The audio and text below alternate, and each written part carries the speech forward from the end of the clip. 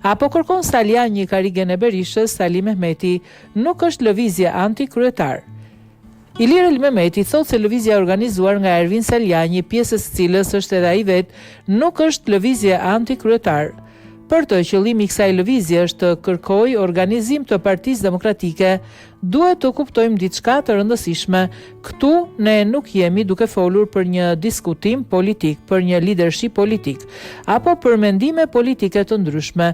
Pra nuk është një lëvizje e këtij tipi, është një lëvizje që kërkon organizim. Pra ne po çojmë nevojën, pra kemi nevojë të riorganizohemi, kemi nevojë të ripërfaqësohemi, sepse kështu siç jemi nuk po bëjmë dot maksimumin ton. Atëherë, në këtë aspekt ne kemi nevojë për një organizim më të mirë, sepse po dukej sikur ishte përgjumur situata dhe nuk shkon kjo. Është mandati 4 që po qeveris Rama dhe nuk na lejohet kjo, se nuk është as lëvizje antikryetar, sepse kanë dashur ta postojnë vëmendjen këtu, tha mes të tjerash Ali Mehmeti.